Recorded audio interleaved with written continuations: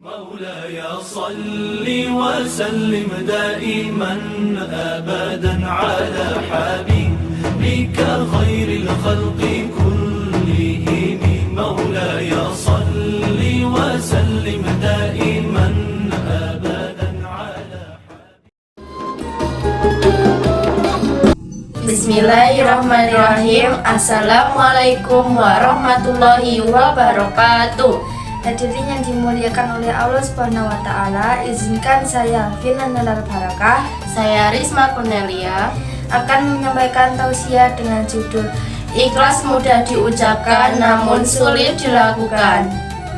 Beberapa orang mungkin mengatakan bahwa sabar dan ikhlas terlihat seperti pinang dibelah dua. Namun di antara keduanya berbeda. Sabar ada di saat kita menunggu keputusan Allah, sedangkan ikhlas adalah sikap melakukan segala perbuatan hanya untuk Allah. Sesungguhnya sholatku, ibadahku, hidupku, dan matiku hanya untuk Allah, Tuhan semesta alam. Ikhlas adalah intisari dari keimanan seseorang dan kualitas tertinggi kemurnian hati yang telah diputuskan oleh Allah. Saya mulai dengan sebuah cerita. Dikisahkan satu waktu Nabi Muhammad SAW sedang berkumpul bersama para sahabat dalam satu majelis. Tiba-tiba ada seseorang jamaah yang bangun dan bertanya, "Rasulullah, aku ingin bertanya sesuatu." Rasulullah menjawab dengan ramah, "Silahkan, apa yang ingin kau tanyakan?" Dengan sikap yang agak tegang, sang sahabat itu pun bertanya dengan rasa penasaran, "Siapakah di antara kami yang akan masuk surga ya Rasulullah?" Beberapa sahabat kaget dengan pertanyaan itu, karena dianggap mengandung unsur riya dan unjuk bangga terhadap diri sendiri serta tidak pantas dipertanyakan. Ada juga beberapa sahabat yang marah terhadap pertanyaan itu, salah satunya Umar bin Khattab yang memang terkenal geram. Umar langsung berdiri dan mengeluarkan pedang dari sarungnya untuk menebas kepala sang penanya. Rasulullah segera memberi isyarat kepada Umar untuk duduk dan Umar pun kembali duduk.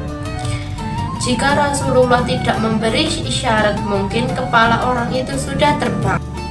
Rasulullah tersenyum mendengar pertanyaan itu dan kemudian beliau menjawab, "Kalian semua lihatlah ke pintu, sebentar lagi sang penghuni surga itu akan muncul."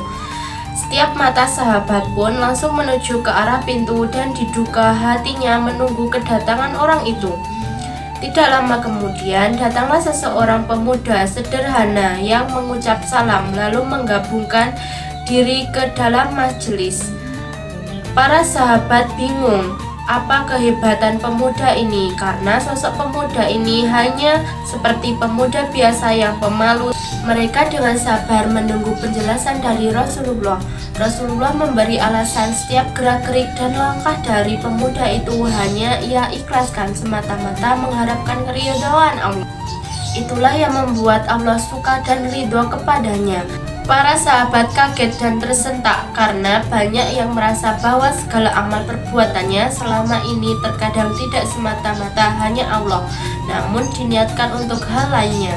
Karena segala sesuatu yang dikerjakan adalah murni karena Allah dan hanya untuk Allah dalam setiap perbuatan. Hal yang pertama kali kita harus lakukan adalah bertanya kepada diri sendiri, apakah niatnya ikhlas untuk Allah atau ada niat lain di belakangnya. Rasulullah bersabda, yang artinya sesungguhnya segala amal perbuatan itu bergantung kepada niatnya dan setiap orang akan mendapatkan balasan tergantung pada niatnya. Kalau kita melakukan perbuatan hanya dengan niat karena Allah, maka keridhaan Allah akan kita dapatkan. Tapi kalau tidak bersiap, biasanya kekecewaan yang akan didapatkan.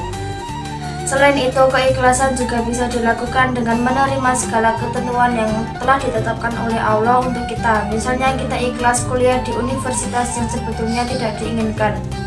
Kita ikhlas bekerja di tempat yang gajinya mungkin tidak sesuai dengan harapan kita. Kita ikhlas menerima ujian dan cobaan yang telah diberikan Allah untuk kita, dan seharusnya dengan demikian bentuk hilang seperti itu akan menuntun kita untuk menjadi hamba yang bersyukur. Dan dengan rasa syukur itu, maka seperti janji Allah pasti akan ditambah nikmat. Dan ingatlah tatkala Tuhanmu memberitahukanmu, sesungguhnya jika kamu bersyukur pasti kami akan menambah nikmat kepadamu. Dan ingatlah tatkala Tuhanmu memberitahukan, sesungguhnya jika kamu bersyukur pasti kami akan menambah nikmat kepadamu. Dan jika kamu mengingkari nikmatmu, maka sesungguhnya azabku sangat pedih. Quran Surat Ibrahim ayat 7. Kailasan hau dilakukan di 3 waktu, yakni sebelum melakukan perbuatan, ketika sedang melakukannya, dan setelah melakukannya. Iblis berkata, "Ya Tuhanku, oleh karena Engkau telah menetapkanku sisa, sungguh akan kuusahakan agar anak manusia memandang indah perbuatan dosa yang tampak di bumi, dan aku akan sesatkan mereka semua kecuali hamba-hamba yang ikhlas." Di antara mereka, Quran Surat Al-Hijr ayat 39-41 yang kita ketahui bersama iblis adalah musuh terbesar bagi manusia.